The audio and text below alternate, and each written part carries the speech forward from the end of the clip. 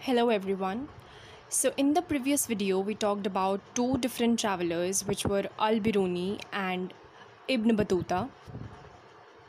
In this chapter we'll be talking about a French traveler which is Francois Bernet. So he traveled in the 17th century. Precisely speaking 1656 to 1668 was the time during which he was in India and ये time था Mughal empire का.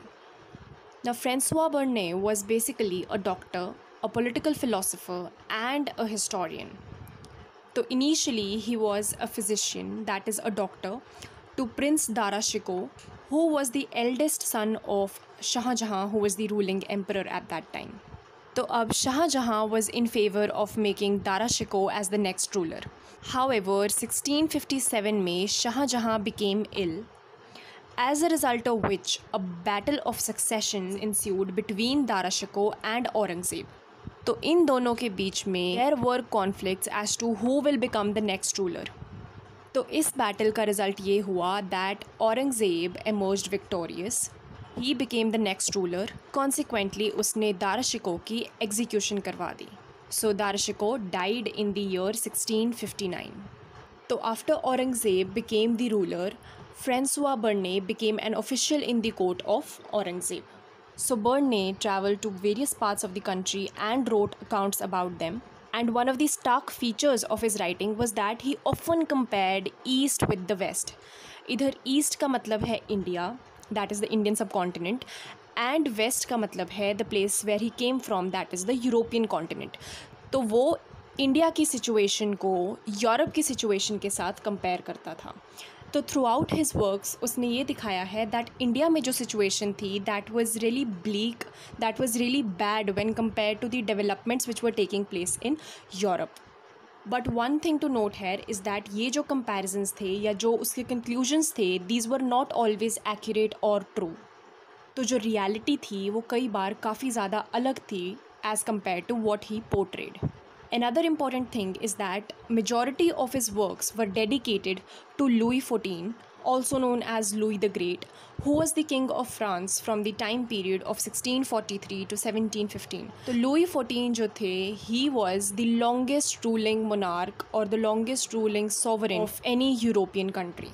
तो अब ये जो European travellers के accounts होते थे, पर्टिकुलरली हम बर्ने की बात कर रहे हैं, तो इनके जो अकाउंट्स थे they kind of helped in the formation of an image of east among the Europeans. तो लोगों की जो परसेप्शन थी अबाउट ईस्ट कि ईस्ट में क्या होता है, क्या सिचुएशंस हैं, वो इनकी राइटिंग्स के ऊपर, इनके अकाउंट्स के ऊपर ही बेस्ड होती थी. इसके दो एग्जाम्पल्स देखेंगे हम further in the video. So now let's move on to the next topic, which is Bernet and the degenerate East. So the most important thing throughout his writings there is comparison between the East and the West, that is between Europe, in particular France, जो उनकी खुद की country थी, and East, in particular India. Then इनका एक बहुत important work है which is Travels in the Mughal Empire, जिनमें इन्होंने लिखा है their observations, critical insights and reflections on Mughal India. And Mughal India को यूरोप के साथ कंपेयर करके उन्होंने दिखाया है कि how Europe is superior than Mughal India. तो जो इनका work है that is based on the model of binary opposition. So binary means involving two things and opposition we all are familiar with. तो यहाँ पे जो दो चीज़ें involved हैं that is East and the West. उन्होंने दिखाया है that East is an inverse of West. That is जो East में conditions हैं they are totally opposite to what is prevalent in the West. So this is what is the model of binary opposition. Then जो एक fundamental difference की बात इन्होंने की है between Mughal India and between Europe is the concept of private property. तो Mughal India में according to Bernier there was no concept of private property. That is जो प्रॉपर्टी थी वो इंडिविजुअल नहीं ओन करते थे, the property was with the crown, that is the king. And according to him ये जो क्राउन ओनरशिप थी या जो स्टेट ओनरशिप थी this was precisely the reason why the condition of Mughal India was bad. अब वो कैसे? बिकॉज जो लैंड था वो सारा स्टेट के पास था अकॉर्डिंग टू हिम. तो अगर लोगों के पास कोई एसेट होगा ही नहीं, अगर उनके पास लैंड उनका खुद का होगा ही नहीं, तो वो उसमें कोई भी लॉन्ग टर्म इन्वेस्टमेंट नहीं करेंगे। As a result of which अगर इन्वेस्टमेंट नहीं होगी, there would be no infrastructure, तो प्रोडक्शन की एक्सपेंशन पॉसिबल नहीं है। As a result of which there will be ruination ऑफ agriculture and there would be oppression of peasant class. Consequently, there will be an overall decline in the standard of living of people. तो इस तरह से state ownership की वजह से there was oppression of people and the situation of Mughal India was bad. Whereas because West में ऐसा कुछ नहीं था, there was a concept of private property, the situation of Europe was much better. However, just keep this in mind कि ये जो है ये बर्नी की perception है and this may not be true.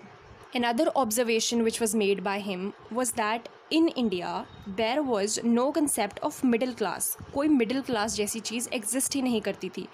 There were only two stratas of society. सबसे पहले आते हैं the ruling elite, छोटा section which was powerful and which had all the wealth, and जो दूसरा strata था that was the poor oppressed class. So there was no in between.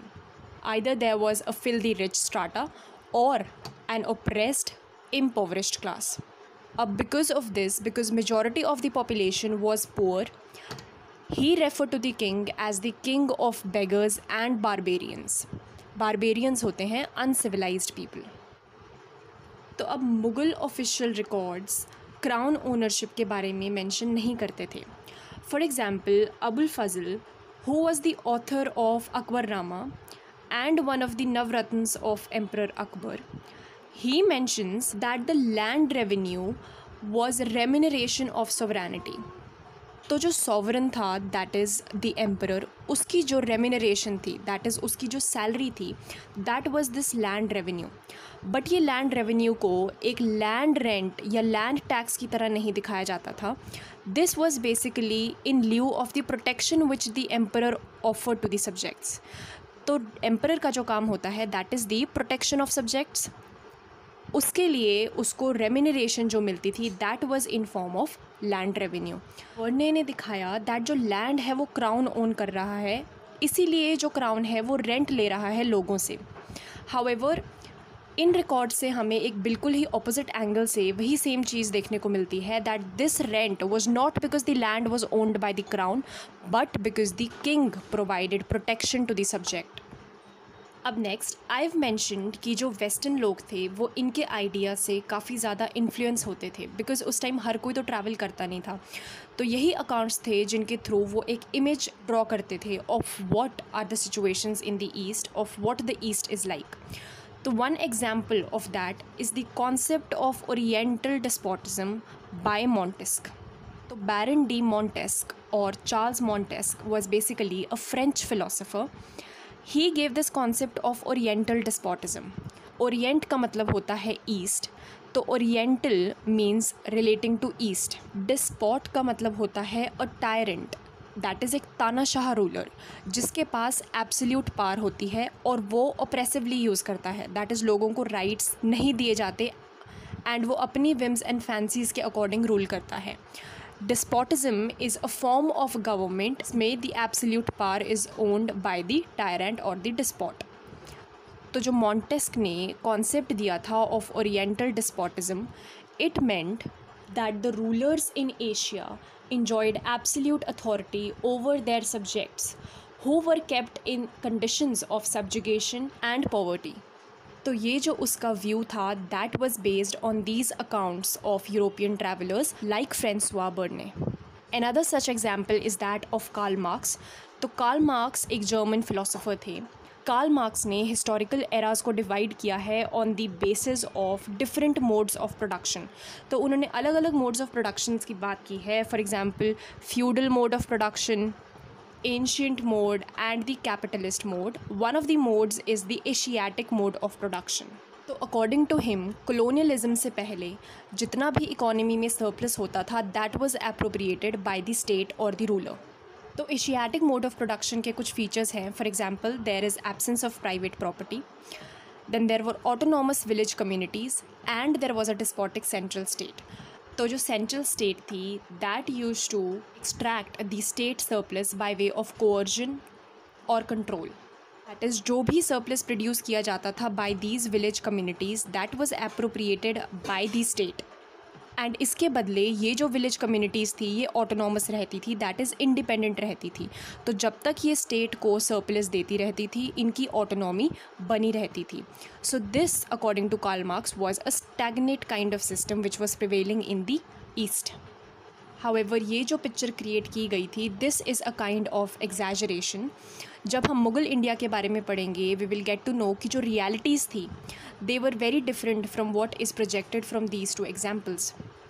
Then जैसे Bernier ने मेंशन किया है that there was no middle class, जब हम Mughal India के बारे में पढ़ेंगे उसमें we'll get to see that there was a class of zamindars, there were untouchables as well. However, बीच में भी there were people, for example there were big peasants, there were small peasants, there were small land owners etc.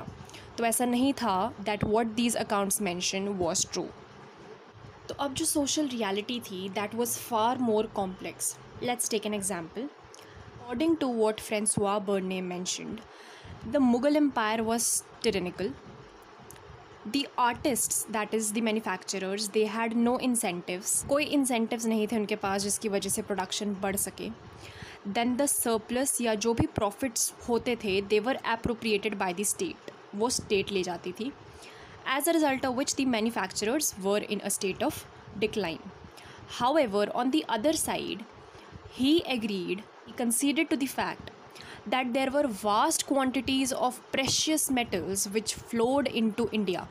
That is, India से जो goods export होते थे उसकी वजह से vast amount of precious metals like gold and silver they used to come in the economy of India. He also mentions that there was existence of a prosperous merchant community engaged in long distance trade. Further, he talks about different types of towns which were existing. That is, there were trading towns, port towns, manufacturing towns, sacred towns, etc. Lastly, उन्होंने ये भी mention किया that there were strong merchant communities which were existing, जिन्हें महाजन्स कहा जाता था and उनके head को सेठ कहा जाता था. Then in certain places, जो merchant community का chief होता था उसे नगर सेठ भी कहा जाता था. So all of this kind of contradicts this opinion. तो जब आप सोसाइटी को देखते हो आप उसको सिर्फ एक एस्पेक्ट से नहीं देख सकते. There are a lot of forces which are acting together. तो किसी एक एस्पेक्ट को देख के ये कह देना that the situation in India was bleak is kind of a narrow view. Because अगर कई जगह पे ऐसी सिचुएशन थी भी जहाँ पे state was appropriating all the profits और surplus, the other side was also existing. तो फ्रांसवा बर्ने के अकाउंट्स की जो एक लिमिटेशन है वो यही है that he presented contrasting views. Now let's discuss the last topic which is women, slaves, sati and labourers. तो यूजुअली जो सोशल डिफरेंसेस होते थे, जो सोशल इनइक्वालिटीज़ होती थी, उन्हें एक नेचुरल स्टेट ऑफ अफेयर माना जाता था. For instance the slaves, they were considered as commodities. They were sold and they were bought. Sometimes they were even captured. Then there was differentiation among slaves. That is, जो male slaves थे उनको किसी purpose के लिए use किया जाता था and जो female slaves थे उनका पर्पस अलग था.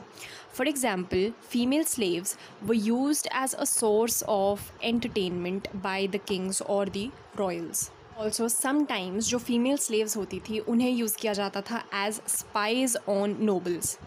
हाउएवर ये ज़रूरी नहीं था that only females will be spies on nobles. कई बार मेल स्लेव्स को भी यूज़ किया जाता था as spies. Then slaves were considered as a necessary element for domestic chores. अब बिकॉज ये जो स्लेव्स थे इनकी प्राइस बहुत ज़्यादा कम होती थी, स्पेशली फीमेल स्लेव्स की, this resulted in the exploitation of these slaves. So this is all about slaves. Then with respect to the condition of women, Francois Bernet particularly mentions about the practice of sati.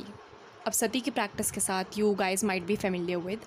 तो with respect to this practice, Bernet mentions that कई जगह पे women used to voluntarily practice this, कई जगह पे they were forced. Then ऐसा नहीं था that the women they were confined to the private spaces. कई जगह पे women participated in the agricultural and non-agricultural production, and कई जगह पे ये भी देखा गया है that women participated in commercial activities, specifically the women belonging to the merchant communities. So that's all for this topic. तो in this chapter we discussed about 3 prominent travelers and हमने उन तीनों के अलग अलग point of view देखे about India and the subcontinent. And if you look closely, we analyzed the condition of India and the subcontinent in different time periods and from the perspective of people from different continents. For example, Al-Biruni was from Asia, Ibn Battuta was from Africa, and Francois Bernet was from Europe. तो हमने तीनों के ideas and opinions देखे about the Indian subcontinent and it is important to note कि इनकी जो perceptions है that is influenced by the place they came from and during the time which they came. So that's all for this chapter. Thank you so much for watching.